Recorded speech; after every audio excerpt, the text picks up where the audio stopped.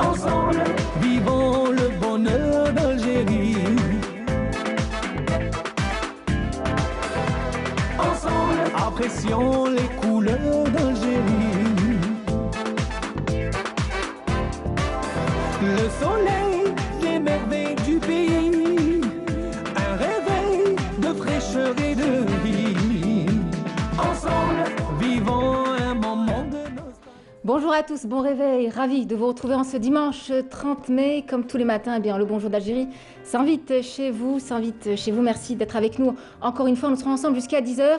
Eh bien, nous allons tout d'abord vous présenter un petit aperçu du programme qui vous attend ce matin. Mais avant tout, permettez-moi de vous souhaiter une très bonne fête, particulièrement à vous, les mamans. Nous célébrons la fête des mères. Aujourd'hui, c'est Yazid Aït Mahidine qui ouvrira le bal pour parler de la maman, vue par le grand écrivain Mohamed Dib. Notre première invitée, Ikram Rabet, est artisane en broderie. Elle nous racontera l'importance de la transmission de ce savoir-faire qui se fait entre mère et fille. Juste après, c'est Ahmed Ghassan qui sera des nôtres pour nous raconter cette fois l'histoire passionnante d'un érudit qui a vécu du côté de Béjaïa il y a plus de 700 ans. Parcours de ce grand homme ce matin.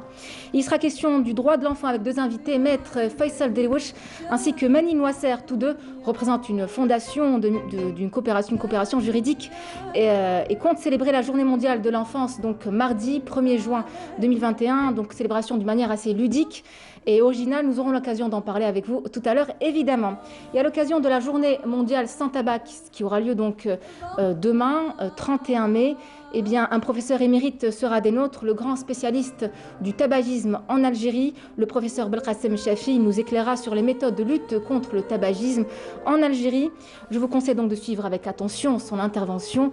Eh bien, ces conseils peuvent sauver vos vies et ceux de vos proches fumeurs.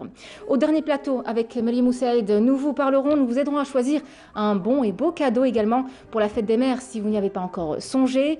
Du bouquet de fleurs au chocolat, eh bien, des artisans viendront défendre leurs produits en fin d'émission. Mais dans l'immédiat, c'est parti pour le journal météo.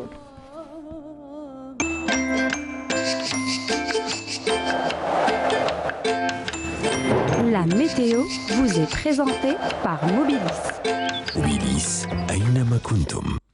Les nouvelles du temps, c'est avec vous, Félix Chir, bonjour. Bonjour à vous, Nor. Comment ça va? Ça va, super. Bonne fête à vous. Merci, Nor. Bonne fête aussi à tous les mamans. Je tiens à embrasser aujourd'hui particulièrement une collègue, une maman formidable, Wafa Mftah Rasqi, qui nous suit et je l'embrasse encore une fois. Et j'embrasse aussi son petit garçon. Voilà. Merci à vous, Félix. Alors, quel temps il fera aujourd'hui? Bon, alors pour aujourd'hui, c'est le soleil qui prime pratiquement sur toutes les régions du nord, là une partie des régions du sud. Une belle journée en perspective. Exactement. C'est à vous. Merci. Bonjour aussi à tous ceux qui nous regardent. Excellent réveil donc à vous. Après dissipation de brume, des nuages bas, le soleil sera très présent au nord comme au sud. On traite des passages nuageux plus nombreux cet après-midi vers l'intérieur ouest. Sur la partie sud, le ciel sera voilé pratiquement partout. À noter des soulèvements de sable vers l'extrême sud, le Hogar, le Tassili, en montant parfois jusqu'au Sahara central. Les températures, les voici élevées sur la partie sud, plus précisément vers le Sahara central où le mercure indiquera 47, 46 aussi pour l'extrême sud, 44 à Ilizi, 43 cet après-midi à Tindouf, il fera 38 à Béchar, 39 à Ghardaya, 37 à Hassim Saoud, au nord on relèvera 28 à Alger, 26 à Annabas Kikda, il fera 27 à Oran, 29 à Tlemcen, 32 à Djelfa et enfin 31 pour Batna également. À présent, place ce matin à l'état de la mer. Cet après-midi, nous aurons une mer belle près des côtes est avec des vents qui varient entre 10 et 20 km/h. Une mer peu agitée vers l'ouest et le centre avec des vents qui varient entre 15 et 30 km/h et près des côtes ouest et entre 15 et 50 km/h près des côtes centre. À présent, eh bien, place ce matin, place à l'Europe. Aujourd'hui, le temps sera dégagé pratiquement partout, excepté à Moscou. Le temps sera couvert et pluvieux avec 14 degrés côté température, 20 sous un ciel passagèrement nuageux à Berlin, 17 à Vienne, 24 plutôt à Rome sous un temps pluvieux couvert, donc 23 à Paris, 21 à Londres, 33 à Madrid, c'est le maximum, et enfin 29 à Lisbonne. Aujourd'hui, le soleil se couchera à 19h59. Vous avez toujours le site de Météo Algérie, les 3 www.météoalgérie.dz qui est mis à votre entière disposition. Je vous remercie pour votre présence. À tout à l'heure.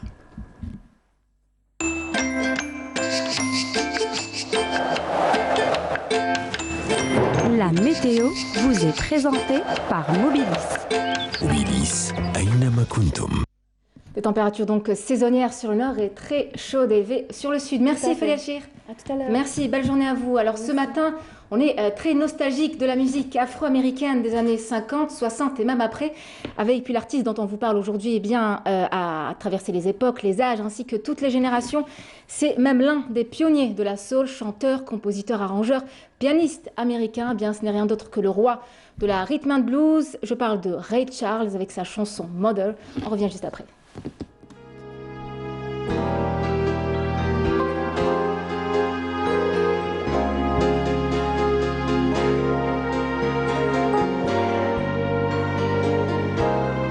And I surely still do miss my mother.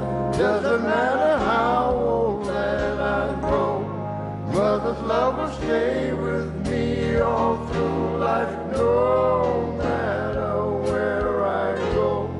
Ever since the Lord called and she left us, thoughts of her flow through me every day. God has taken her, but no one could ever take mother's love away. Mama could be strong, but you knew that she loved you. She taught me how to walk and talk and pray. Yeah. Since she's gone, all I have are those memories of those days. And I think of the things that I didn't get a chance to say. Oh, oh, Mama. And I surely still do miss my mother. Oh, I miss Mama. Doesn't matter how old I don't care how old I am. Mother's love will stay with me all through my mother's love will stay with me. No matter where I go. When the Lord called Mama, thoughts of her flow through me every I think day. About her every day. God has taken her, but nobody else could take my mama's love away. Always there the first thing in the morning. Yeah. Making sure that I got up for school. Get yourself ready to go, she said. Go to class and learn some more. And remember that there's no one in the world better than you. That's why I miss my mama. And I surely still do miss my mama. Doesn't matter how old that I go. Even when I'm growing up, mother's love will stay with me all through life. Since the Lord called and when the Lord called, thoughts of her flow through me every day of my life. God has taken her, but nobody can ever take my mother's love away. There ain't no blues that have been written, oh no, that could make me feel this way. Well, I lost the one that was there for me all my life. The day the Lord took my mother away, I know. And I surely still do miss my mother. Doesn't matter how old that I am. No matter how old love will stay with me all through life. It just don't matter where I go. Ever since the Lord called and she when the Lord called, thoughts of her flow through me. I think about her every day. God has taken her, but nobody else can take my love. Belle chanson de Ray Charles qui aborde le thème de la maman. Bonjour Yazid. Bonjour. Comment ça va? Ça va? Très bien. En forme? Toujours, toujours. Alors, Merci pour cette douce sélection de bon matin. Et il se trouve, j'imagine que c'est pas par hasard que vous allez aborder également la thématique de la maman telle qu'elle est abordée par l'écrivain Mohamed Dib. oui, Mohamed Dib, la thématique de la maman est centrale dans l'œuvre de Mohamed Dib depuis la trilogie Nordique. Algérie, Oui. parce que le motif de la maternité revient en force, notamment l'histoire de l'Aïni dans l'incendie, qui est cette femme qui fait face à l'atrocité de la vie, qui fait face à la guerre, qui fait face à la famine, qui essaye d'élever son enfant. Et ce rapport entre cette femme, pratiquement, on la présente d'une manière assez... pratiquement, elle est hystérique. D'ailleurs, elle fait tout. Elle prépare à manger, elle fait les espadrilles. Elle a été même aux frontières pour faire le marché noir, etc. Vraiment, c'est cette femme qui essaye de régler tous les éléments du temps tel qu'il est là, à régler en fait tous les éléments de la vie en fait dans le cercle familial. Et on retrouve en fait la maternité et cette femme, etc., cette image de la femme dans pratiquement toute l'œuvre dibienne, que ce soit les autres romans, Roi en barbarie, Dieu en barbarie, même après la trilogie nordique également, on retrouve cette... Alors, que la ce soit place. Feina ou Lucia ou Ael, etc. On retrouve toujours cette... Mais surtout dans le sommeil d'Ève, d'ailleurs, Ève, Hawa, le titre déjà, il est révélateur. Le titre Sommeil d'Ève est révélateur, l'histoire de Feina et de Solh. Et justement, est-ce que la place de la maman dans l'œuvre d'Ibienne, dans l'œuvre de Mohamed Dib, est-ce qu'il l'a évoquée en s'inspirant de sa propre expérience, de sa propre mère peut-être? Oui, Mohamed Dib, effectivement, il avait... son père est mort alors qu'il était petit, avec sa mère qui était là, qui est présente, cette mère dont il raconte des anecdotes, toute la chronique familiale, ce qu'elle raconte de sa mère, etc. Il rappelle, d'ailleurs je l'ai dit mille et une fois, qu'elle l'a accompagné jusqu'à l'école où il enseignait, du côté de Marnia, où sa propre mère préparait à manger pour les enfants, pour les écoliers qui n'avaient pas de cantine scolaire. Donc, ces éléments autobiographiques, bien sûr qu'ils ont leur importance dans l'œuvre d'Ibienne, mais dans la trilogie nordique, notamment Sommeil d'Ève, c'est l'histoire de Feina et Solh. Donc, Feina qui était amoureuse, follement amoureuse de Solh. Elle était complètement...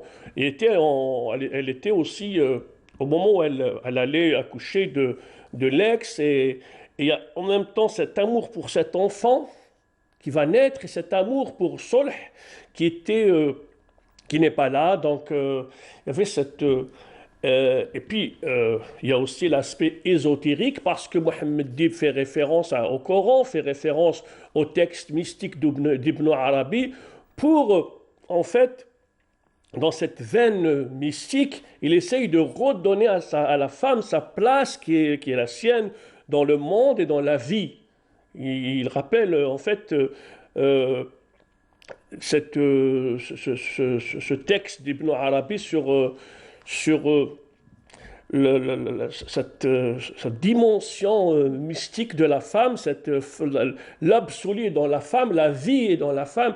Donc, il fait appel à toutes ces références. Il rappelle même l'une des sourates du Coran à propos de Marie, Sayyidatuna Maryam alayhi salam. Donc, il rappelle un peu ces aspects-là pour dire un peu que la vie et la femme et la vie font, en fait c'est un synonyme, c'est carrément, oui, le font qu'un. Alors j'imagine que Mohamed Dib n'est pas le seul à avoir abordé cette thématique de la maman. Qu'est-ce qui se distingue dans l'œuvre d'Ibienne comparativement aux autres écrivains? هذا سؤال واحد. Il faut lire tous les... Enfin, Mohamed Dib, c'est qu'il a un style assez particulier, c'est que Dib, dans l'œuvre dibienne, notamment la trilogie nordique, c'est à travers la femme, c'est à travers la maman, c'est à travers cette dimension humaine que représente la femme, pas uniquement la femme créatrice, la femme qui donne la vie. Qui donne la vie, mais aussi la femme en tant qu'être humain, en tant que citoyenne à part Évidemment. entière, etc. Est-ce qu'il y a une spécificité algérienne, de la femme algérienne qu'on relève dans l'œuvre de Mohamed Dib? Il y a pas, parce que Mohamed Dib, il parle pas de... Bon, c'est clair qu'il doit trouver le contexte, Oui. trouver l'habillage, trouver... il y a une quête de l'esthétique également, mais pour lui, c'est la condition humaine. La femme, c'est une femme, qu'elle soit au pôle Nord ou dans le Sahara ou dans les steppes, etc. Donc la femme, Mais lui, il parle du sens, de la quête du sens à travers la femme créatrice, parce que il dit aussi il y a une part de divinité dans la femme quand il nous renvoie au texte de Bahidin ibn Arabi où il rappelle également la sourate de Sayyida Maryam alayhi salam. Donc Marie, d'ailleurs, j'ai un texte où il rappelle, après dans la carte postale, je pense qu'on va en parler, mais il y a un texte où on va comprendre un petit peu ce rapport de Fayna à Solh, et en même temps le rapport à l'enfant, Alex, donc, qui va naître. Donc,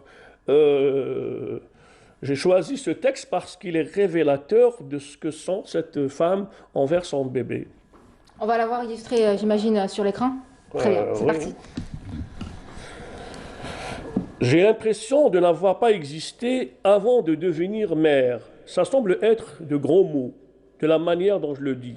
Pourtant, le fait est, jusqu'ici, j'ai vécu soit dans un passé, soit dans un futur irréel. Et pendant tout ce temps, bourré de rêves, d'élan, de fantomatique amour, alors que maintenant, je ne suis plus que chair, terre et lait.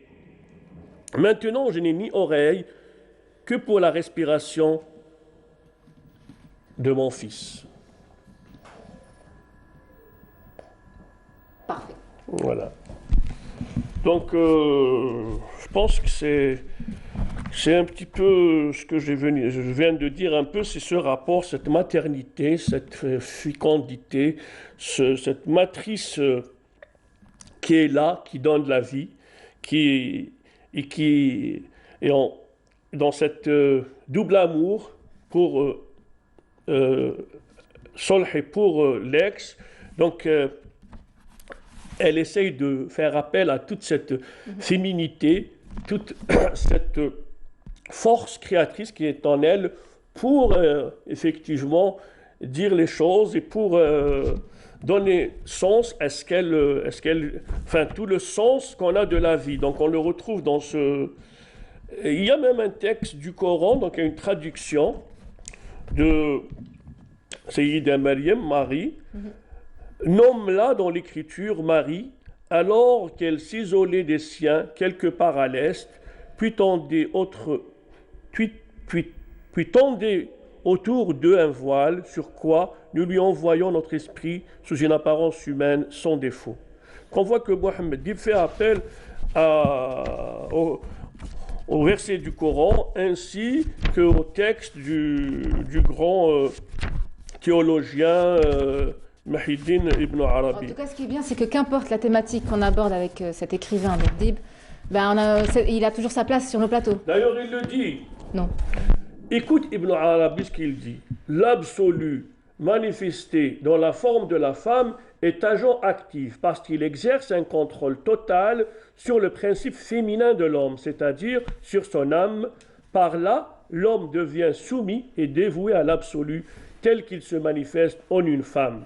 Donc, on voit que le texte est intense, il est fort, Et c'est pas ici que je vais essayer de faire la comparaison avec des auteurs autres. C'est pas évident. Saltini. Voilà. Et puis la carte postale. Nous allons voir la carte postale. C'est Notre-Dame d'Afrique et elle est adressée à Alois Wortgötter de Vienne. Donc voilà. Super, Et merci. pas encore merci, simplement on va essayer. À Moi dimanche prochain, Yazid. non, Non j'ai beaucoup aimé la Vous êtes chanson sûr de On est pris par le Ray temps. Charles. Alors on va essayer de la rechanter, de suivre, même c'est faire juste comme ça. Très bien, je vous laisse apprécier. Elle va nous donner du son quand même. Yazid va essayer de rechanter. And I surely still do miss my mother. يلا غني هيا جاي معايا. And I surely still Do miss my mother, don't matter how old that I grow. Mother love is still with me all through life, no matter where I go. غني. ever since the Lord gone and she left. Merci d'avoir été avec nous. Une pensée à toutes les mamans qui D'ici nous ont d'ailleurs. quittés. Qui nous ont Et quittés puis également. longue vie à celles qui sont encore là. Oui, tout à fait. Voilà. Merci Yazid, merci pour cette performance. Vous voulez pas lire, hein? Chantez. Allez, Raya. Pas de Bon, souci, je vais on se aller. retrouvera après Yazid en réunion. Et on a maintenant aussi un grand chanteur, Sherif Khaddam. Oui, tout à fait. Alors, amis du matin, je vous laisse apprécier cet extrait d'un concert du grand chanteur Sherif Khaddam qui évoque la tendresse et l'engagement de la maman. On se retrouve juste après.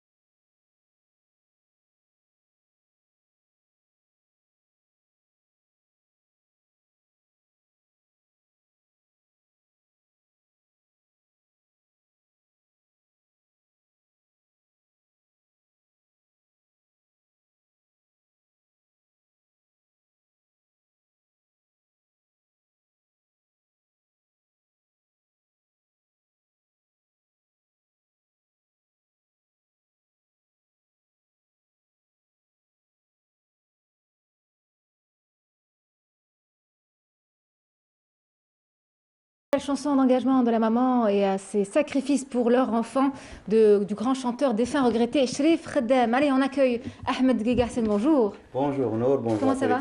Alhamdoulilah. Ça fait un petit moment. Oui, exactement. Ça fait pratiquement un peu plus d'un mois, quelques jours. J'étais en autoconfinement parce que il y a ma maman qui est tombée malade. Donc, elle va mieux? Alhamdoulilah. Donc, on a pu passer la phase Covid. Ma maman que je salue bien sûr et à qui je rends hommage. On la salue aussi. Exactement pour la journée. En tout cas, on est très heureux, Ahmed, que vous soyez de retour parmi nous. Aujourd'hui, avec vous, nous allons emprunter la route du savoir vers la scintillante bougie, ou Béjaïa, si vous voulez, pour parler d'un grand savant. Exactement. On ne va pas parler du savant, tout simplement, parce qu'il nous permet aussi de faire un arrêt sur image sur tout un siècle, le siècle de Béjaïa. Parce que Béjaïa, vous savez, a été créé au XIe siècle, donc le 460 de l'Hégire. Au bout de 2 siècles, elle est devenue une capitale, elle est devenue un centre intellectuel très important en Méditerranée. Donc c'est devenu un centre très important où il y avait une ville citadine, une vie intellectuelle, une vie universitaire qui a fait de Béjaïa un centre de passage indispensable et inévitable pour par exemple les Andalous ou les gens qui venaient des Algériens ou qui venaient de l'Ouest. Donc Béjaïa est devenu incontournable pour passer de Béjaïa à Tunis, de Tunis au Caire et de là partir au pèlerinage bien sûr. Une sorte de carrefour. Le voyage classique. Exactement. C'est un carrefour intellectuel. Et Al-Ghobraini, donc de qui on va parler aujourd'hui, Ahmed Al-Ghobraini, il a écrit un livre. Il a écrit un livre où il a collectionné une centaine de biographies sur les grands savants de Béjaïa du 7e siècle de l'Hégire. Donc, Unwan Diraya, fi man urifa min al-ulama fi al-mi'ati as-sabi'ati bi Béjaïa. Et il nous permet d'avoir un aperçu sur la vie intellectuelle, la vie même soufie, la vie politique aussi de Béjaïa pendant cette période. Bien sûr, Béjaïa, vous savez, l'importance de Béjaïa, on peut bien sûr, il y a Fibonacci qui est venu apprendre le calcul à Béjaïa. Il y a aussi Raymond Lull, le catalan, qui est venu chercher le martyr à Béjaïa. Donc, vous voyez la symbolique de Béjaïa. Par la suite, il y a eu l'occupation espagnole qui a tout détruit. Donc, même les archives sont parties. Les palais dont on parle dans le livre de Unwan Diraya ont été détruits par les Espagnols. Et du coup, on a perdu le contact. S'il n'y avait pas le livre de Al-Ghobraini, si Al-Ghobraini n'avait pas pris conscience de l'importance de mettre noir sur blanc la vie de ces grands savants de Béjaïa, on n'en aurait jamais eu aucun aperçu. Et qu'est-ce qu'il y a aussi dans Al-Ghobraini? Al-Ghobraini, c'est un intellectuel classique, mais un peu plus conscient, un peu plus intelligent, je dirais même. Il a occupé même des postes très importants. Il a occupé le poste de Qadi al-Qudat à Béjaïa. Il est parti terminer sa vie à Tunis. Donc, il est rentré dans des complots politiques à Tunis. Mais avant tout ça, donc, il a étudié. Il a pratiquement tout étudié. Tous les livres, quand on lit le programme qu'il a, parce qu'il le met à la fin de son livre, les livres qu'il a lus. Donc c'est une centaine de livres, si ce n'est plus, dans toutes les thématiques connues dans la vie intellectuelle islamique, dans la civilisation islamique. Parlons de logique, le mantiq, parlons de usul fiqh, de tafsir, de langue arabe et toutes les sciences qui sont dans la langue arabe, qui se rapportent, les sciences du Coran. Donc, et on est comme ça, on se dit, quelle vie il a eu ce bonhomme, il n'a fait qu'étudier. Donc, et c'est des livres, il y a quelques livres existent jusqu'à présent. Et croyez-moi, c'est des pavés. Donc, quand il vous parle de tafsir tel et tel, donc c'est plusieurs volumes. Quand il vous parle de Sharh al-Mudawana, par exemple, c'est plusieurs volumes. Et c'est des livres qu'il a étudiés plusieurs fois chez plusieurs cheikhs. Il a approfondi. Voilà. Exactement. Et quand on en parle justement de cet homme de science, on a l'impression qu'on doit systématiquement parler de l'érudition. Exactement, c'est un érudit très spécial parce que il nous a légué quelque chose. Il nous a légué quelque chose sur la vie intellectuelle de Béjaïa dont on est très fiers ici, nous autres les Algériens, parce que c'est un arrêt sur image, c'est un flash sur la vie intellectuelle en Algérie et ça nous permet de respirer comme ça. Oh, il y avait des gens de valeur à Béjaïa. Oui. Il y avait même un grand savant, Cheikh Amara de Béjaïa, dont la fille a été poétesse. Donc, Et donc il parle du livre qu'elle transcrivait, donc c'était aussi Tansakh al-Kutub, elle écrivait les livres, et il dit qu'elle avait une très belle plume, elle avait une très belle calligraphie, et son livre était même dans la bibliothèque royale à Constantine, Oui. à Béjaïa, pardon, puis le livre est passé à Constantine. Donc c'est ça Al-Robarini. Donc il ouvre son livre avec une biographie sur Sidi Boumediene el-Routh, donc qui est décédé un siècle avant à Tlemcen. Donc il en parle parce que c'est un homme clé dans la vie intellectuelle à Béjaïa. Et puis il enchaîne avec d'autres savants. Donc il nous donne toute une collection. Donc il y a beaucoup de noms qui viennent de Qala Beni Hamad qui a disparu parce que Béjaïa a hérité de Qala. Et donc il y a eu un passage de quelques savants de Qalat Beni Hamad qui ont terminé leur vie ou qui ont fait un passage à Béjaïa. Donc il en cite quelques-uns et il donne quelques noms de savants et d'intellectuels d'Alger qui sont partis à Béjaïa, de Constantine et de tout le voisinage de Béjaïa. Donc il y a même lui-même il est né à Thobrain. Tout à fait. Donc c'est un village du côté de Azazga actuellement, mais il donne aussi les noms de savants qui viennent de Hsnawa, qui viennent de Atmenglat, qui viennent donc de plusieurs zones dont on ne soupçonnait pas cette érudition précoce. Donc on ne savait pas que déjà au début de ces siècles, donc au 4e, 5e, 6e siècle de l'Hégire, il y avait déjà dans ces villages une vie intellectuelle qui a donné naissance à des noms très importants dans la vie intellectuelle de l'Algérie. Aussi, il a gardé, donc non seulement il parle de la vie, mais il donne aussi, il les cite, donc il donne ou bien des poèmes, ou bien par exemple dans le cas de Sidi Boumediene, il donne les proverbes de Sidi al-Hikam, donc de Sidi Boumediene, il a enregistré des passages de leur production intellectuelle. Donc c'est un registre très important dans la vie intellectuelle de l'Algérie, bien sûr en général, et de Béjaïa en particulier. Et ce qui est dommage, c'est qu'il n'y a pas eu de suite. J'allais demander, est-ce que son travail est utilisé comme référence bien sûr, par les universitaires jusqu'à maintenant? Bien sûr, parce que sinon on n'a pas. C'est comme si vous avez une fenêtre qui s'ouvre sur un siècle de l'histoire de l'Algérie. Donc on a une fenêtre et à travers le Robarini, on a un panorama de la vie intellectuelle à Béjaïa, parce que Béjaïa a continué à être aussi un pôle intellectuel, même après le décès de Robarini. Donc lui, il est décédé au début du 8e siècle de l'Hégire, mais par la suite, toute cette production, à la fin, le summum, c'était Abdelrahman Loughlissi, donc qui est décédé un siècle après. Et il y a eu même les élèves de Abdelrahman Loughlissi, chez qui a étudié Sidi Abdelrahman Ta'aliwi quand il est passé par Béjaïa en 1802 de l'Hégire. Donc vous voyez, rien ne naît ex nihilo, donc il n'y a rien qui vient du vide. C'est la production, c'est une génération qui vient après une génération qui la précède. Et on ne naît pas géant, donc on est géant parce qu'on est l'héritage de gens qui sont venus avant, qui ont fait un travail, qui ont fait... Donc, tout à fait, surtout qu'à l'époque, les savants n'étaient pas spécialistes d'une seule matière. Oui. Je veux dire, voilà, avec la modernisation, la spécialisation s'est modernisée. Exactement, bien sûr, ça c'est maintenant. Et maintenant, on a tendance... Ils n'exerçaient pas un seul métier, une seule fonction. Exactement. Et maintenant, on a tendance à tendre vers le pluridisciplinaire, parce qu'on a vu que la vision un peu regarder le monde à travers un seul prisme donne un spectre un peu plus réduit, pauvre, un peu réduit. Oui. Donc et même le Robarini, vous savez, il a même versifié un travail en médecine.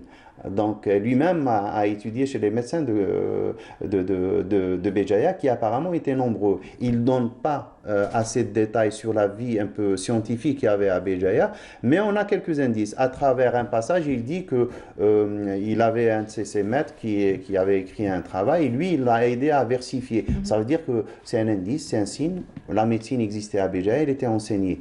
Pas plus de détails. Peut-être qu'un jour, on tombera sur un travail. Moi-même, je suis tombé sur un travail, le travail de Mohamed Ben Ali al-Bija'i, qui a fait un travail en astronomie.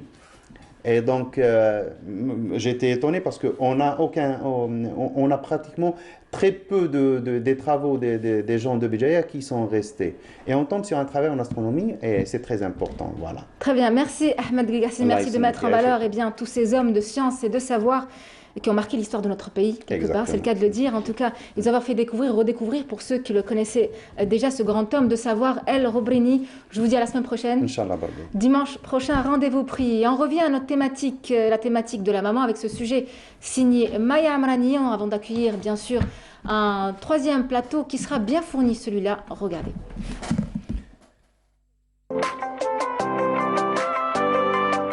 La tradition veut que chaque année, la fête des mères se fête le dernier dimanche du mois de mai.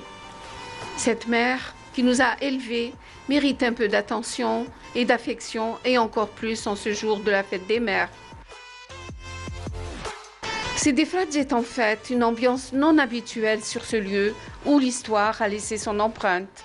Les artisans venus spécialement exposer leurs créations en offrant des flowers aux acheteurs venus faire le choix d'un beau cadeau pour la fête des mères. L'occasion de la fête des mères, donc j'ai bien sûr répondu présente pour participer à l'événement. C'est toujours un plaisir donc d'offrir un cadeau à une maman, ça n'a pas de prix, c'est une occasion à ne pas rater. Et justement, pour que tout le monde en profite, nous avons fait une collection spéciale Fête des Mères avec des prix particulièrement étudiés pour la Fête des Mères. Comme ça, tout le monde pourra accéder au cadeau qui lui plaira. Et nous avons même fait, pour ceux qui peuvent commander, qui ne peuvent pas venir aujourd'hui pour récupérer leur cadeau, nous offrons la livraison gratuitement. Donc comme ça, tout le monde pourra offrir un cadeau à sa maman chérie. Mais il y a une offre, par exemple un sac acheté et un foulard offert pour la fête des mères. Déjà, il n'y a pas un mot de décrire une maman. Pas la peine d'offrir un cadeau de grande valeur. Il suffit juste une fleur, pour un geste pour voir le sourire. Oui, bonne fête à toutes les mamans. Des prix spéciaux fête des mamans. Je leur souhaite déjà une longue vie, du bonheur. La réussite pour les femmes qui veulent réussir leur vie, surtout leur domaine, voilà, qui est Menaya. Comme chaque année, comme je suis un peu, qui m'appelle Fisha, il y a toutes les fêtes, hein, que ce soit le 8 mars ou la fête des mamans, voilà. C'est mon petit-neveu Zakaria. Il est venu ici pour rendre visite à sa maman qui est au Talasso. Il souhaitait une bonne fête des mères. وشكون زكريا؟ ta maman. حبيت نقول بلي عيد سعيد لكل الأمهات ماشي يما وحبيت أنا نقول بلي أنا نحب بزاف ماما وهذا ما كان. Je souhaite pour toutes les mamans du monde et les Algériennes en premier lieu une très très bonne fête et j'espère que toutes les mamans seront heureuses, mais les enfants aussi. Oui, à l'occasion de la fête des mères, je suis sortie avec mes deux filles parce que la grande, elle a un empêchement, voilà. Je comptais lui offrir un bouquet de fleurs avec des chocolats dedans.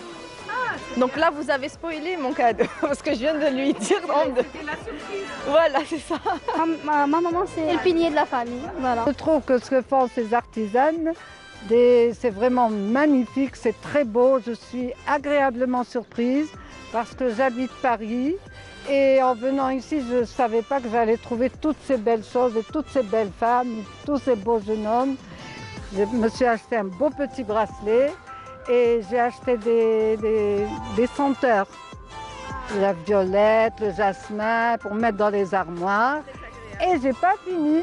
À l'occasion de la fête des mères, il est venu spécialement pour ça. C'est magnifique, on a un beau pays, vive l'Algérie! Bonne fête à toutes les mamans, que Dieu vous protège et vous donne joie, bonheur et une excellente santé. De retour sur le plateau avec nos trois invités, pas des moindres, on accueille bien sûr Maître Faïssa Drébouche, bonjour. Bonjour madame. Comment ça va? Ça va très bien. Alors vous êtes avocat au barreau d'Alger et président de la Fondation algérienne de la recherche et de la coopération juridique internationale. Exactement. Merci d'être avec nous. Donc on va parler d'un événement majeur que vous couvrez et que vous organisez ce mardi. Vous êtes en compagnie de Manil Moisser. Bonjour Manil. Bonjour Noah. Comment ça va? Très bien et vous? Alors vous êtes quant à vous, responsable et membre de la Fondation? Responsable, non, on va dire que je suis membre de la Fondation et si vous voulez, le responsable numéro 1 c'est bien Faïssa Drébouche et on est plusieurs à porter plusieurs casquettes. Donc quoi. C'est comme une petite famille, cette fondation. Voilà. Très bien. En tout cas, que de belles choses qui se dessinent. Inch'Allah. Et on a, donc j'ai à ma droite, eh bien à ma gauche plutôt, Ikram Marabet, bonjour. Bonjour, merci pour l'invitation. Merci à vous d'avoir accepté notre invitation ce matin. Alors vous êtes artisane, spécialiste en broderie. Oui.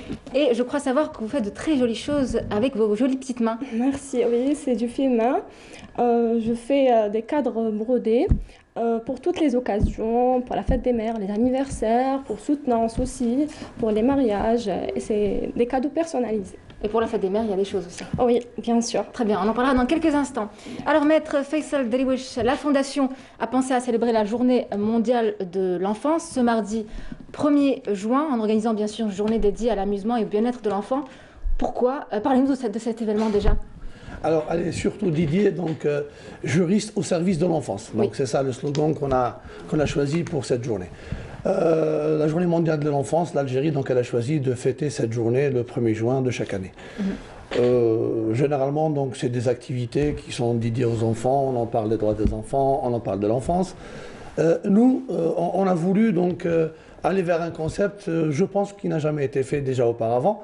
C'est d'ouvrir un espace pour les juristes. Quand je dis juriste, je parle d'avocat, je parle de magistrat et je parle de toute personne qui exerce dans le droit. Alors, donc, cette journée-là, donc, on va la fêter tous ensemble en proposant des activités, des ateliers pour les enfants, pour leur amusement. Mais en même temps, il y aura un espace ouvert où les avocats seront là, des magistrats, donc on le souhaite, seront là pour parler aux enfants, pour les écouter, pour échanger avec les familles, les parents. Et il y a plein d'autres choses qu'on prépare et que vous allez voir avec nous mardi, Inch'Allah. On a hâte. Alors, vous avez choisi comme lieu pour cet événement le terrain du golf de Deir Ibrahim. Pourquoi ce lieu particulièrement? Alors, tout d'abord, pour le terrain de golf, je tiens à remercier Monsieur le ministre donc, de la Jeunesse et du Sport, Monsieur Khaldi Sidali, qui nous a ouvert ses portes et qui nous a permis. Alors, le terrain, déjà, l'espace, il est convivial, il est magnifique. Pour les enfants, ils vont voir... Peut-être nombreux d'entre eux, ils vont voir le terrain de golf. Donc, pour la première fois. Exactement, ils sont nombreux, même les grands, ils ne connaissent pas. Donc l'espace, il est magnifique. Pour ce qui est donc de la pandémie, donc c'est très important, on est dans un espace ouvert, ciel ouvert, l'espace il est très grand, donc on pourra respecter donc, les mesures sanitaires. Et par la suite, la convivialité, donc le beau temps qui sera là. Et ça sera un espace où on sort des bureaux, on sort des espaces fermés, où on pourra s'exprimer donc librement, enfants, parents, juristes et tous les présents. Tout à fait, très bien. Alors, Méline Noisser, je crois savoir que la Fondation a été créée il y a quelques mois, si je ne me trompe pas. Effectivement. Pourquoi avoir choisi comme première thématique l'enfance? C'est très simple. On parle en ce moment d'une nouvelle Algérie. Pour moi, la thématique l'enfance, c'est le socle, c'est l'avenir d'un pays. Si on veut bien construire un pays, il faut commencer par les fondations. Pour moi, l'enfance, c'est les fondations d'Algérie. Voilà. Très bien, très bien dit. Alors, c'est une manière quand même assez différente, originale en tout cas, de célébrer cette journée mondiale de l'enfance. D'habitude, on est plus face à des séminaires où vous dévoilez des chiffres. Pourquoi avoir choisi cette manière de célébration? Alors le séminaire, il est là. On est dans le thème. Mais c'est assez ludique, je veux dire. Vous... Oui. Donc le truc, c'est qu'on a le 5. On a prévu donc, un séminaire le 5 qui va se dérouler à l'école supérieure de la magistrature. Donc il y aura des experts, il y aura des spécialistes, des magistrats. Donc on va en débattre. Donc je vous ai donné le programme. Oui. Vous pouvez avoir donc, déjà une idée sur les thèmes qu'on va aborder. Mais l'idée, c'est quoi? Aujourd'hui, donc, le mardi, ça sera le 1er juin, donc c'est une journée où l'enfant doit s'amuser, doit sortir, doit s'exprimer. On lui a préparé un certain espace dans ce sens, mais donc, on sera là, on va l'écouter, on va entendre.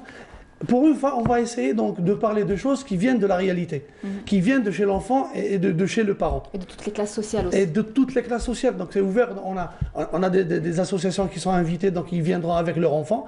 Mais par la suite, la porte, elle est ouverte à tout le monde. Donc tout parent, toute personne intéressée, elle est là. Il y aura des avocats qui seront là à l'écoute. Il y aura peut-être, et j'insiste sur les magistrats, j'ai formulé une demande au ministre de la Justice, je lui demande la présence des juges des mineurs. Ça serait magnifique de voir un juge porter un casquette dans un espace et écouter les gens. C'est ça la nouvelle Algérie, c'est comme ça qu'on doit être.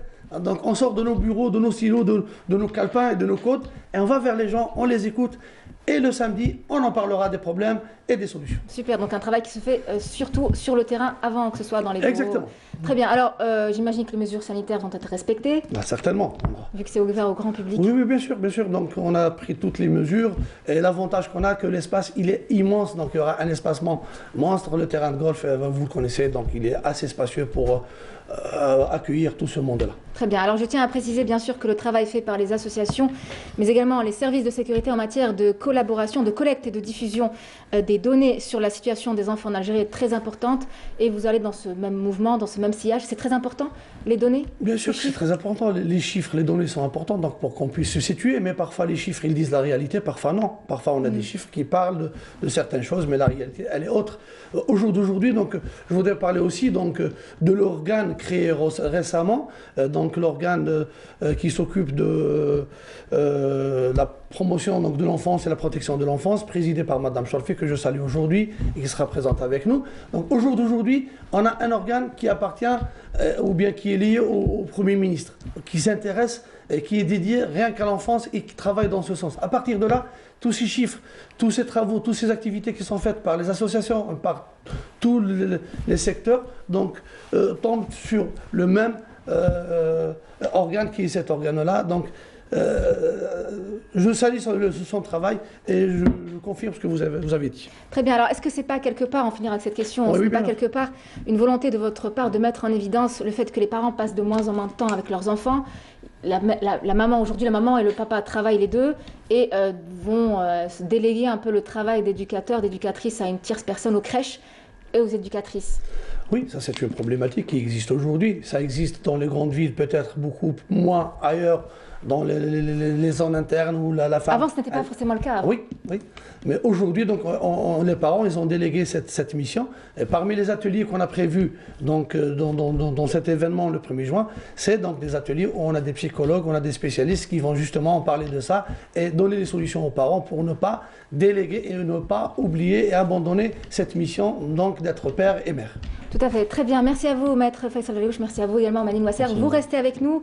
On va parler broderie. Ça vous intéresse? Bien sûr, exactement. Bien sûr. Vraiment? C'est vrai? Bien sûr.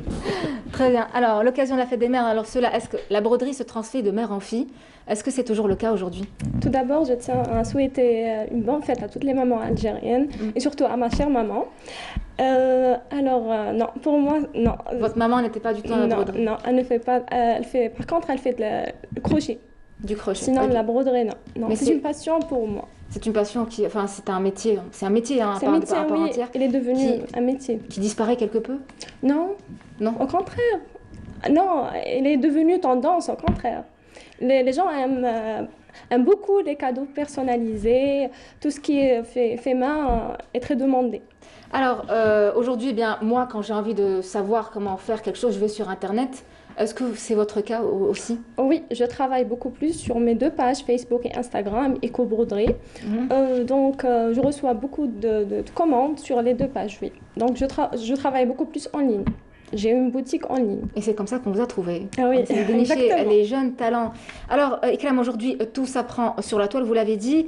Le prêt-à-porter et les femmes, eh bien, représentaient auparavant ce lien si fort entre une mère et sa fille. C'est pas toujours le cas. Oui, c'est pas toujours le cas. Donc, pour moi, je vous ai déjà dit que c'est une passion pour moi. C'est pas... Alors, de nos jours, avec le prêt-à-porter, les femmes qui étudient et qui sont présentes sur le marché du travail, est-ce que ce lien de la transmission entre mère et fille est en train de disparaître? Non, je pense pas. Il y a quand même une transmission des mères aux filles. D'accord. Maître Faisal Dali, je sais que c'est pas du tout votre dada. Est-ce que vous, votre maman, faisait de la broderie ou... Oui, on s'est élevé sur ça. Donc la broderie, le krouchi, et toutes les histoires. Donc, je suis natif d'Orléans et la ville de Orléans est connue donc par toutes ces activités. Mais au jour d'aujourd'hui, je ne sais pas, donc je lui posais la question, est-ce que la machine aujourd'hui, elle n'est pas en train de détruire tout ça? Non. Aujourd'hui, on a des machines qui font ça, donc les gens vont vers la machine. Mais le fait main reste toujours spécial. Rien ne remplace les mains. Voilà. Oui. C'est ce que je voulais entendre. Et puis quand on parle d'enfants, on parle forcément de maman. Exactement. Manine Ouasser, non, pas du tout. Pour commencer, je vais dire bonne fête des mères, on l'a pas dit aujourd'hui. Oui. Pour commencer, pendant le confinement, je crois qu'il y a beaucoup de personnes qui sont mises à la broderie. Ils ont abandonné les machines parce qu'ils étaient confinés. J'ai commencé mon petit projet. Tout à fait. Alors, je m'en souviens avant tout, on avait tous ces petits napperons sur les téléviseurs, sur les canapés, sur les lits. C'est pas trop mon truc, mais voilà, ils étaient là forcément. Et puis aujourd'hui, ils ont tendance à disparaître. Bon, je sais pas si c'est dû à l'épaisseur du téléviseur. Aujourd'hui, ça peut gêner l'écran. Aujourd'hui, vous avez ça chez vous déjà? Enfin, moi je fais des cadres, beaucoup plus des cadres brodés. C'est de la broderie moderne, elle est différente un peu de la broderie ancienne, donc c'est un peu moderne. Donc voilà, je fais des cadres à base de tambour à broder. J'utilise le tambour à broder comme cadre. Et voilà. Et pour les matières premières, vous trouvez tout en Algérie? Tout est made in DZ? Oui, tout est disponible. Donc je ne trouve pas de problème concernant la matière première. Malgré le confinement Non. Voilà. Et la pénurie de plusieurs petits produits. Alors est-ce qu'il y a une tentative quelque part de votre part ou d'autres artisans de remettre à jour ces articles brodés? Oui, bien sûr, avec plaisir. Moi, personnellement, j'aimerais bien faire des exposés dans l'avenir, Inch'Allah, de mes travaux, pourquoi pas. Vous n'en avez pas encore fait? Non. En tout cas, voilà, c'est l'occasion. Votre premier passage télé, on le sent? Inch'Allah, Inch'Allah. Alors, Ikram Rabet, merci d'avoir été avec nous. Donc, je rappelle que vous êtes artisane spécialisée dans la broderie. Merci d'avoir partagé avec nous votre passion et d'avoir fait redécouvrir cet art si marqué durant notre enfance. Restez avec nous. Eh bien, Yazid me dit qu'il y a des images qui vont passer. Yazid, Régie, faites défiler, s'il vous plaît.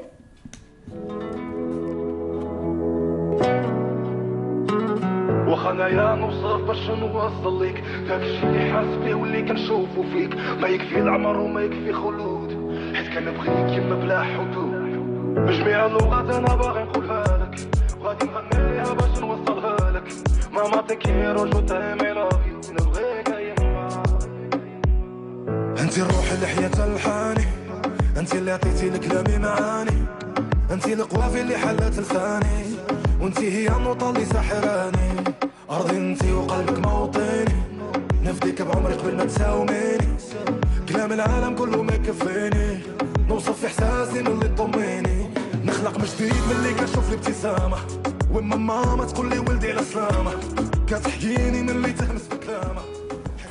Alors, merci pour celles et ceux qui viennent de nous rejoindre. Merci de nous être fidèles. Nous sommes en compagnie de Ikram Rabet, artisane en broderie, ainsi que deux hommes de loi, j'allais dire non, deux hommes de loi, qui font membres d'une fondation, donc de la coopérative juridique pour les droits de l'enfance dans un premier temps. Faisal Deliwish, un dernier mot? Tout d'abord, je vous remercie donc, de nous avoir invités, de nous avoir permis donc, de parler de nos activités, de notre fondation. Le mot que je puisse dire, donc, il y a beaucoup de choses à faire. Ensemble, donc, on pourra construire l'avenir de notre pays. On commence aujourd'hui avec un petit atelier qui est l'enfance. Petit, je ne dirais pas petit, dans le sens que le sujet est très important et très grand. On espère voir du monde le premier, voir donc, des gens qui sont dans le domaine, qui sont intéressés pour créer cet espace d'échange. Et aussi le samedi, et pour d'autres activités, Inch'Allah. Merci encore. Très bien, merci Faisal Deliwish. Donc je rappelle que vous êtes avocat au barreau d'Alger et président de la Fondation algérienne de la recherche et de la coopération juridique internationale. Merci à vous également Manil. Merci. Merci d'être venu. Donc je rappelle que vous êtes responsable et membre de cette même fondation. Ikram Rabet, un dernier mot avant de nous laisser? Alors, avant de vous laisser, je veux dire que les études et le travail n'empêchent pas de faire un artisanat ou une chose qu'on aime, parce qu'à la base, je suis docteur en pharmacie aussi. Donc, il faut juste s'organiser, oser. Et vous arrivez à allier les deux? Oui, bien sûr. Je m'organise, alhamdoulilah. Très bien, on vous salue. Merci à vous, merci. Dites-nous juste vous offrir un petit cadeau avec Algérie. Vous pouvez l'ouvrir? Oui, bien sûr. J'ai jamais été douée pour déballer les cadeaux. Ça part dans tous les sens. C'est très joli. Merci beaucoup. Que c'est beau. Merci. Merci pour ce présent. Merci beaucoup. Je vous laisse après avec cet instant prévention. On se retrouve juste après.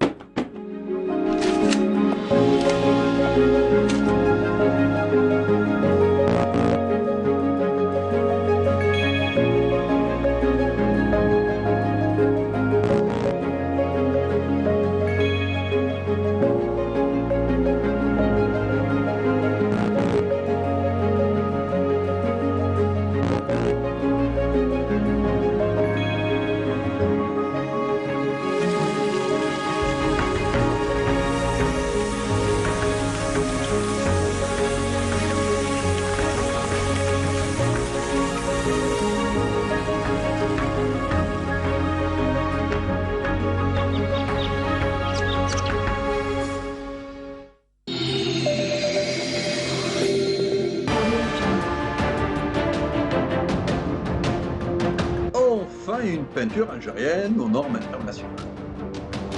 Tous vos besoins en peinture intérieure, peinture métal, préparation de support ou peinture extérieure, choisissez Coral Peinture.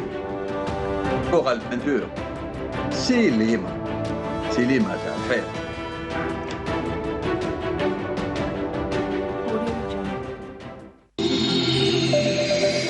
On a le plaisir d'accueillir notre quatrième invité, Belkacem Chafi. Bonjour. Bonjour.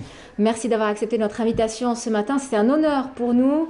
Alors, vous êtes professeur en médecine, expert en tabac auprès du ministère de la Santé et chef de pôle mère-enfant au EHU d'Oran. C'est ça. Et je peux continuer les titres. Il y en a beaucoup. Merci beaucoup. Alors, eh bien, il se trouve que nous célébrons demain la journée mondiale sans tabac. Donc, c'est chaque année le 31 mai. Cette année, eh bien, ça tombe demain, lundi 31 mai. Alors, première question, avec les nombreuses campagnes anti-tabac, avec les moyens de communication modernes et les contraintes imposées aux producteurs de tabac et aux fumeurs également, est-ce que tout ce travail a fini par porter ses fruits ou est-ce qu'il y a moins de fumeurs aujourd'hui? Très juste. Mais j'ai vu tout à l'heure dans la salle d'attente pas mal de choses défiler. J'ai envie de dire un mot, si ça ne vous dérange pas trop. Très bien. Alors, le tabac, son histoire, c'est qu'au départ, c'était une feuille qui était médicinale. Donc, il y avait l'ambassadeur de France à Lisbonne qui avait ramené quelques feuilles pour Catherine de Médicis parce qu'elle avait beaucoup de céphalées. Et c'était comme ça, en fait, l'histoire. Et quelque chose a fait que cette plante, qui n'était pas du tout médicinale, parce que rapidement, tout le monde avait compris que c'était plutôt une drogue dure et très dure, et qui faisait beaucoup trop mal au corps humain, partout d'ailleurs. Donc, c'est pas uniquement les cancers, mais elle fait tout au niveau du corps humain. Et ce qui s'est passé, c'est qu'il y a eu 60 ans, il fallait attendre 60 ans pour que le roi d'Angleterre, qui a été le premier à avoir parlé des méfaits de cette drogue, donc de cette plante. Pourquoi? Parce que tout simplement, il y a eu du marketing. Et donc j'ai envie de dire un mot parce que tout à l'heure, j'aime bien Richard et j'ai vu la belle chanson, donc je l'ai écoutée. Et dommage parce que vous avez choisi, ils ont choisi une image avec laquelle il apparaissait avec une cigarette. C'était pour que vous puissiez rebondir. Merci beaucoup alors de m'avoir donné cette occasion. Alors, donc le marketing a fait beaucoup pour le tabac. C'est le marketing qui a fait du tabac ce qu'il est actuellement. À tel point que les acteurs, en fait, avant, ils vivaient beaucoup plus de publicité pour le tabac que de leur rôle lui-même. Donc c'est pour ça qu'il y a eu Camel, Marlboro, les chevaux, les cobayes, etc. Donc tout ça, mais en fait, personne n'a jamais dit un jour, sur un plateau de télévision ou n'importe où, que tous ces acteurs étaient morts de cancer du poumon. Oui. Et ça, c'est grave. Mais personne ne le dit. Et donc, le tabac qui est une drogue dure, là aussi, on est sur un hommage à toutes nos mamans. Et puis, on a très bien compris, on a vu ce qu'a fait dans les livres, ce qui a été rapporté tout à l'heure. Effectivement, l'islam a redonné vie, un statut à la mère. Et bien, notre religion a interdit très tôt le tabac. Et toutes les drogues qui font à peu près les mêmes dégâts. Oui. Et dans les autres religions, la femme n'avait pas ce statut. Elle avait plutôt un statut de diable, entre guillemets, on va dire, jusqu'au XVIIIe siècle. Alors que le tabac, actuellement, il fait plus de dégâts chez la femme que chez l'homme. Et surtout qu'il y a de plus en plus de fumeuses. Et oui. Et donc c'est pour ça. Déjà ça, mais en fait, rien que du fait que leur mari, leur fils, leur père, leur frère fumaient chez elles, ça faisait beaucoup de dégâts. Oui. Parce que nous avons 2 types ou 3 types, on va dire jusqu'à 5 types de tabac. Actif et passif déjà. L'actif et passif que tout le monde connaît, le passif qui fait autant de dégâts que l'actif. Nous avons celui qui est en fait le tertiaire, c'est-à-dire celui, le froid, qui est dans les maisons, sur les rideaux, etc., que les mamans sentent et reniflent à longueur de journée, mais personne ne le dit. Celui, le vert, des gens qui travaillent dans les usines de tabac, etc. Et donc tout ça, ça a fait que le tabac est une véritable drogue, quelque chose qui a détruit le corps humain. C'est dangereux. Pourquoi? Parce que y a un danger pour l'espèce humaine. Oui, c'est aussi grave que ça. Oui. Et la femme qui a fait la société, et là je rentrais un hommage à toutes nos mamans, justement, est en train de voir sa descendance un peu touchée, puisque le tabac, il entraîne des fragmentations aussi bien du noyau du spermatozoïde, qui donc est l'agent nécessaire pour la reproduction, que celui de l'ovule. Et l'ovule est importante. Et il nous faut 30 000 spermatozoïdes pour féconder un seul ovule, et l'ovule, il y en a très peu. Et c'est compté. Et chez la femme, c'est pas du tout. On les tient pas, donc on tient pas compte de toutes ces petites choses. Et donc la femme, non seulement qu'elle va faire des enfants tout petits, en poids, elle va avorter sans cesse, elle va avoir beaucoup de placentaires, ce sont des complications. Des risques de fausse couche également. Et bien sûr, c'est ça les avortements. Donc elle va faire des malformations et ça, tout le monde oublie que le tabac agit exactement par effet inverse. Il double le nombre des malformations de nos nouveau-nés. Et c'est pour ça que le ministère, justement, avait donné, grâce à cela, une indication, une instruction pour qu'on utilise l'acide folique et ça nous permet au moins de corriger tout cela. Alors la stratégie, puisque vous avez posé la stratégie pour faire vite, je sais que vous avez votre temps est compté. Pas de souci. Ah, pas de souci. Très bien. Donc la stratégie, en fait, on va dire qu'elle c'est venu grâce à la convention cadre de l'OMS. Et l'OMS a fait de cette convention cadre un outil principal de lutte contre le tabagisme dans toutes ses formes, hein, quel que soit le tabac qui puisse être... et là, je voudrais dire un mot pour que tout le monde comprenne en même temps. Quand on dit tabac, ce n'est pas uniquement la cigarette, c'est le tabac chiqué aussi, parce que aussi dans les cancers, etc., mais c'est aussi la chicha, que les gens pensent être inoffensif. Pas du tout, parce qu'une seule chicha correspond à 44 cigarettes en termes de goudron. Et le goudron, c'est l'agent causal, et c'est lui qui principal agent nocif pour la santé. Pour le cancer des poumons, surtout. Donc, vous imaginez, c'est énorme. Donc, cette stratégie, l'Algérie a ratifié cette convention, on va dire, en 2006. Elle a été créée. Maintenant, il y a quelque chose comme 176 pays qui ont signé. Donc, ça couvre à peu près 88% de la population mondiale, et c'est pour ça qu'il y a une vraie lutte contre le tabac. Mais je voudrais dire quand même un hommage à l'Algérie, parce que déjà, dans la loi sanitaire 85, eh ben, elle y avait pensé, et ces articles 63, 64, 65, 66 faisaient état déjà d'une lutte contre le tabac. Donc vous avez vu, 20 ans avant qu'il y ait la Convention 4. Toujours, on est un peu avant-gardiste. Avant-gardiste, nous le sommes. Et donc les cinq axes de cette stratégie on dit sevrage, on ne dit pas sevrage, on dit plutôt aide au sevrage. Pourquoi? Parce que le sevrage est très difficile d'arrêter, même si le slogan de l'OMS cette année, c'est je m'engage, j'arrête de fumer. C'est un peu difficile, et donc c'est plutôt l'aide au sevrage. Tout à fait. Alors, avant de poursuivre cet entretien avec vous, professeur Belkacem Chafi, on va suivre ce spot de prévention qui a été fait par l'OMS. On se retrouve juste après. Savez-vous que plus d'un décès par maladie cardiaque sur 10 est dû au tabac? Et que même le tabagisme passif peut provoquer un infarctus ou un AVC? Non? Eh bien, vous n'êtes pas les seuls. Des centaines de millions de consommateurs ignorent que le tabac provoque aussi des maladies cardiaques. Mais maintenant, vous le savez. Protégez votre cœur, choisissez la santé, pas le tabac. Voilà, donc, alors, quelles sont les populations les plus sujettes justement aux dégâts du tabagisme? Alors, les jeunes, les plus jeunes, les plus âgés? Bien sûr, les plus jeunes, mais tout de suite à côté des plus jeunes, c'est les mères. Oui. Et c'est pour ça que j'allais dire qu'aujourd'hui, ça tombe très bien, parce que c'est une journée donc consacrée à la mère. Alors, ça fait beaucoup de dégâts. J'avais parlé tout à l'heure donc de la virilité, de la sexualité, de la fécondité, de la grossesse elle-même, de l'allaitement lui-même. Et les gens se trompent énormément. Alors, je vais vous donner un seul exemple. Beaucoup de femmes pensent qu'en donnant le sein à leur bébé, leurs seins vont s'affaisser. C'est tout le contraire. Au contraire, quand on donne le sein à bébé, on ne fait pas de cancer du sein, et les seins restent pratiquement tels quels. Et ils descendent un tout petit peu parce que c'est l'anatomie, parce que c'est l'effet de l'âge. Par contre, quand une jeune fille fume, là c'est tout autre chose, parce que son collagène, il va lui faire beaucoup de dégâts, et elle va avoir un affaissement des seins. Et c'est tout le corps qui est concerné, bien sûr. Et c'est tout le corps qui est concerné. Et donc, il y a une mortalité qui est accrue, bien sûr. Il y a une morbidité qui est immense. Tout à l'heure, on vient d'entendre, et on parlait d'AVC. On peut parler de tout. On peut parler de tout. Et les dégâts sont tellement importants pour les mères, celles qui fument malgré elles, c'est qu'elles font des cancers du col de l'utérus, des cancers des seins, des cancers de l'ovaire, bien sûr, mais plus grave encore, quand leurs enfants vont naître, du fait que les parents avaient fumé, ou le père avait fumé, ou la maman avait fumé, ben, il se passe que l'enfant va faire une leucémie à 8 ans de vie à peu près, ou 10 ans de vie, qui est le cancer du sang, comme vous le savez très bien. Alors, professeur Chafi, quel est le bilan des victimes du tabac? entre mort et maladie grave? Dans le monde, c'est très simple. On est aux environs de 7 à 8 millions de décès par an chaque année. C'est énorme, c'est énorme. Et on ne parle pas de morbidité, parce que si je vous parlais à peu près de la BPCO, c'est-à-dire la maladie de la cigarette cette fois-ci, hein, je reste au niveau du tabac fumé, donc la cigarette, parce que ça fait un peu la mode pour les jeunes, c'est un peu dommage.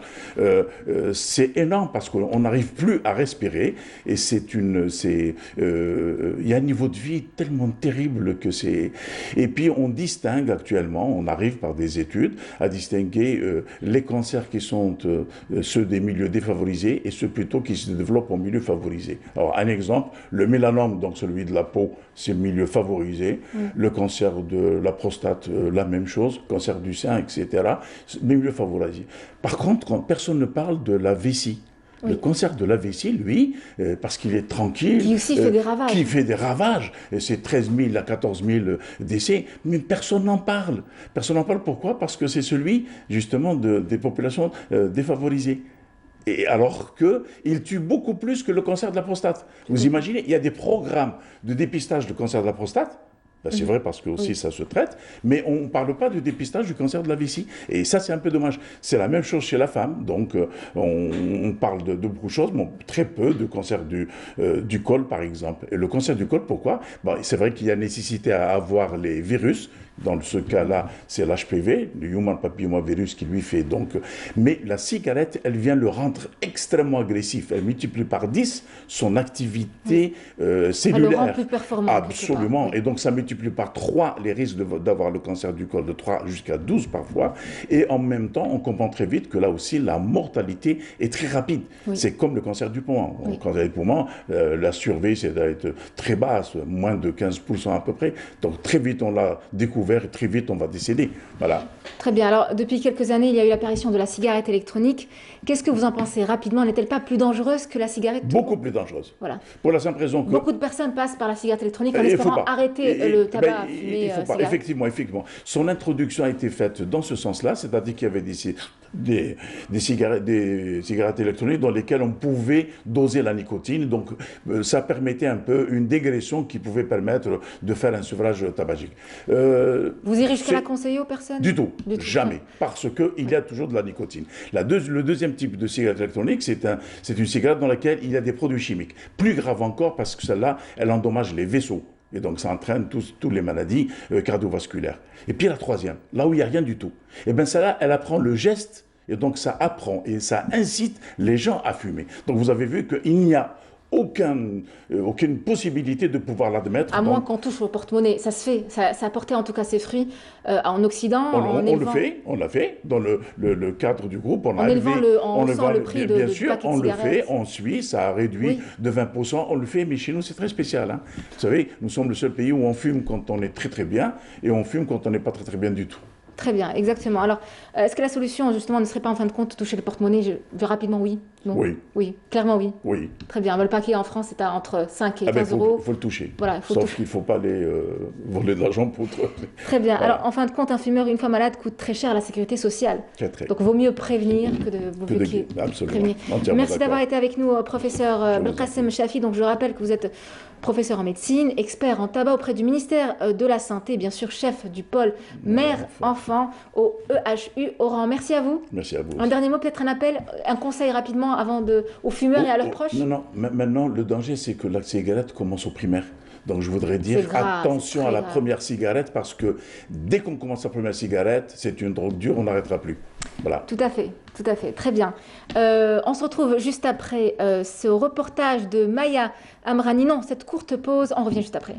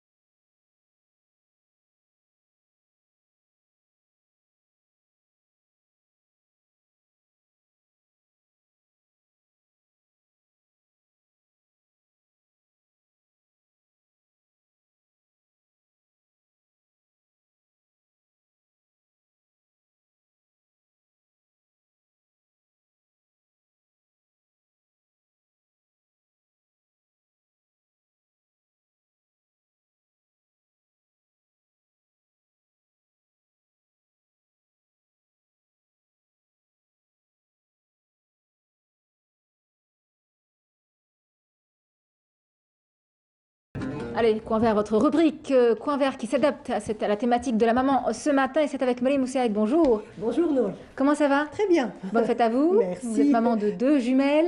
Non, pas des jumelles. Ah, pas des jumelles. Non, c'est pas moi. Tu confonds avec Mounia. Vous êtes tout le temps ensemble. En tout cas, bonne fête à Mounia également. Alors, rien de mieux pour la fête des mères que d'offrir un joli bouquet de fleurs, de jolies fleurs. Et vous êtes venue justement accompagnée par une invitée. Exactement, donc Maria Aibi. Donc merci d'être là. Donc vous êtes chargée de communication et marketing à Garden.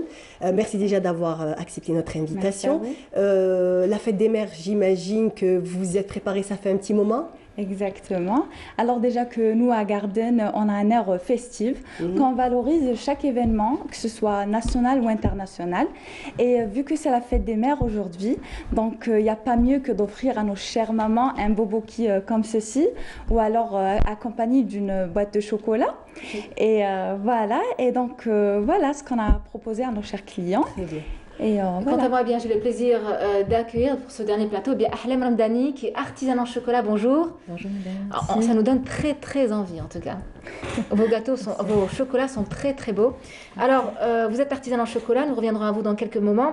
Alors Mariam, il y a des fleurs plus prisées que d'autres, j'imagine, en cette fête des mamans. Oui, bien entendu. Bon, généralement, quand on dit fête des mères, on pense tout de suite à des roses, donc rose rouge, rose blanche. Exactement. Donc la rose rouge qui a pour symbolique l'amour profond, l'amour sincère, donc que nous avons pour nos mamans. Voilà. Donc, comme on le disait, vous vous êtes préparés. J'imagine que, alors la fête des mères, donc Lies nous a expliqué hier. Donc Lies est un collègue à Maria, et il nous a dit que la fête des mères a commencé déjà hier, puisque déjà il y avait un engouement, et déjà hier tout a commencé. Exactement. Alors déjà nous, comme chaque événement, on prépare des décorations au niveau de notre showroom. Bien sûr, on fait des décorations dans le thème de chaque événement, et vu que aujourd'hui, c'est la fête des mères, donc on a mis en valeur beaucoup plus les roses parce que c'est surtout les roses rouges nous aident à exprimer notre amour envers nos mamans. Donc voilà. Mais qu'est-ce que vous nous conseillez vraiment à offrir pour maman? Vraiment, pour moi, il n'y a pas mieux que d'offrir un joli bouquet de roses comme ceci et une boîte de chocolat. Très bien. Alors la composition florale idéale, la composition idéale florale pour un bouquet de fleurs? Moi, je dirais ça avec des roses rouges. Donc, alors, avec le rouge, quelle couleur serait le mieux assorti? Moi, je dirais le rouge. Non, avec le rouge. Le rouge et le blanc, on va dire, ou alors du rose. Du rose, du couleur lavande. Voilà, exact. Oui. Donc, on connaît très bien donc, cet établissement, donc Garden, qui a pratiquement 17 ans. J'ai eu l'occasion d'assister donc, à l'ouverture. Donc, il fut un moment où vous faisiez vous-même donc, la culture de roses à couper, chose que vous ne faites plus aujourd'hui? C'est vrai, oui. Alors déjà, en fait, il faut savoir que la pépinière Garden a vraiment la capacité de produire beaucoup de produits. Et donc, d'ailleurs, avant, on produisait des fleurs et des plantes, etc. Mais aujourd'hui, en termes de capacité, entre guillemets, d'espace, on ne peut plus tout produire. Et donc, on s'est spécialisé, après que c'est comme toutes les pépinières, et donc, on s'est dit, allez, on spécialise dans un truc. Du coup, on s'est spécialisé dans la production des agrumes. Et voilà. Et pour cela, il faudra que déjà que chaque pépinière se spécialise dans la production de certaines fleurs ou roses. Et ben voilà, mais après on fera l'échange entre nous. Voilà. C'est ça en fait. Donc en fait, c'est vraiment ça, même le si but vous de faites pas Garden. vous-même donc la production de roses, par contre vous faites appel à d'autres pépiniéristes, d'autres producteurs de roses. Donc vous travaillez, on va dire, en échange ou en partenariat. Donc comme on a pu le voir, donc j'ai eu l'occasion de venir assez souvent. Donc vous avez pratiquement, on va dire, toute l'année, vous faites des bouquets, pas occasionnellement, juste pour la fête des mères ou le 8 mars. C'est vrai que ces événements-là, vous redoublez d'ingéniosité, ou si même au niveau de la composition, vous essayez toujours de trouver de nouvelles compositions. Je sais que à chaque fois, vous essayez de coller à une thématique. Donc, c'est ce que vous faites en ce moment pour la fête des mères. Exactement, c'est tout ce qu'on fait. D'ailleurs, justement, on a comme nouveauté la rose éternelle. Très Alors bien. Déjà, ce sont des roses durables, sans entretien, et elles peuvent durer jusqu'à 5 ans. Voilà. Donc, désolée d'aborder le sujet, mais l'aspect pécunier est important. Alors, pourquoi la fleur est si chère? Et rapidement, oui. Ah ok, d'accord. Ce que je peux dire, c'est enfin c'est pas toutes les roses qu'on peut les sécher. Et donc après, il y a, on va dire cette rose, on peut la mettre à Egda pour sécher et tout et pour mettre en décoration. Mais on n'a pas le droit de sécher toutes les roses ou bien les fleurs. D'accord. Je parle du prix de la rose. Le prix de la rose. Alors concernant le prix de la rose, c'est tout dépend. Oui. C'est tout dépend l'arrivage, etc. De la donc, saison. Exactement. Donc on n'a pas un prix fixe. Très bien. Alors, on revient à vous, Ahlam Ramdani, ça va toujours? Ça va, merci. Je rappelle encore une fois que vous êtes artisane en chocolat et on sent, Mariam. Oui, ça sent le cacao. Alors, on veut tout savoir sur vous. Le chocolat, comment vous êtes tombée dedans? Alors, je me présente, Ramdani Ahlam, artisane en chocolat. Alors, le chocolat, c'est une nouvelle passion que j'ai découvert récemment.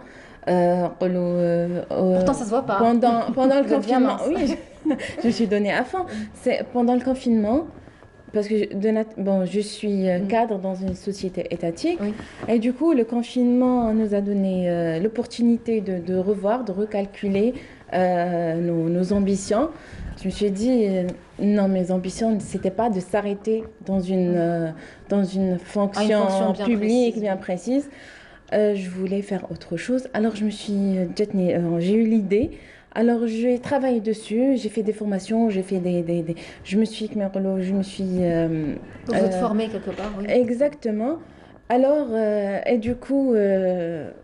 voilà, le résultat est là, on le voit bien. Alors, d'où est-ce que vous avez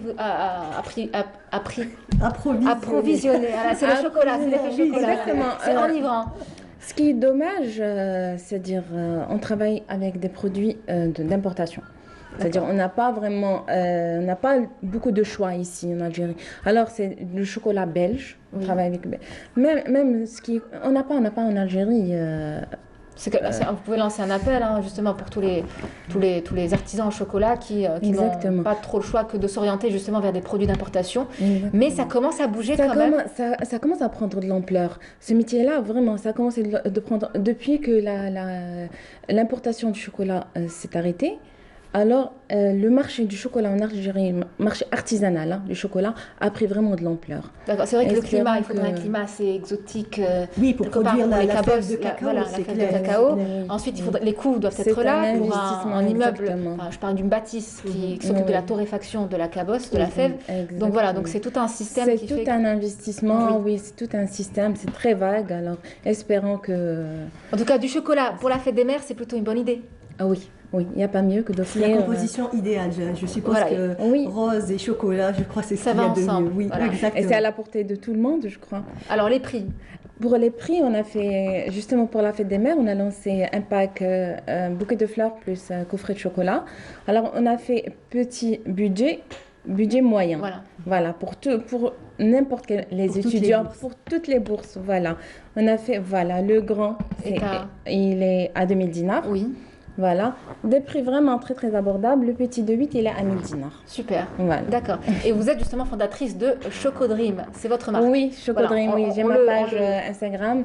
Voilà, Chocodream, c'est mon nom, Dream. D'accord. Voilà, Ahlam, et j'ai associé le nom de ma fille, Rim.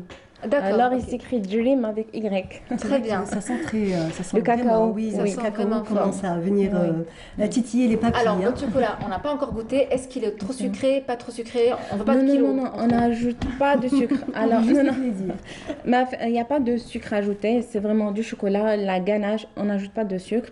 Mais c'est très équilibré. Mariam, à vous l'honneur. Allez-y, à vous l'honneur. Moi qui ne suis pas fan de chocolat, bizarre. Hein. Alors, il y a plusieurs saveurs. Vous trouverez... je vais prendre la première. Voilà, c'est du fruit tropical. Celui-là, par exemple, de quoi il est composé? Alors, c'est du chocolat blanc avec une ganache fruits exotiques. D'accord. Avec un croustillant derrière. D'accord. Vous goûter? Verdict. Oh, c'est délicieux. C'est vrai? Oui. Sincèrement, oui. Je vais en prendre un, tiens. La noix. La noix. C'est original, la noix. Alors, donc, les produits d'importation, mais est-ce que vous avez essayé de chercher justement ce qui se fait à l'intérieur du pays? Il y a des gens qui arrivent quand même à produire du chocolat en très petite quantité, certes, mais ça commence à bouger. Ça commence à bouger, oui. Même il y a peut-être un projet dans l'avenir, on va travailler dessus. Vous pouvez nous en parler en exclusivité? Alors, c'est son premier plateau télé, on lui demande déjà de tout nous dire. Bon, voilà, c'est de faire du chocolat industriel. D'accord. Là, on essaye de faire un petit... Mais vous ne voulez pas déjà rester encore un peu artisane avant de Si, non. Vous restez tout en gardant. C'est-à-dire de travailler l'artisanal avec un chocolat fait par nous-mêmes. D'accord. Voilà. On va essayer de faire cette... voilà. Alors, au lieu d'aller acheter du chocolat belge, on essaie de produire notre chocolat. Très bien. Alors, votre chocolat, j'imagine qu'il plaît beaucoup. Oui.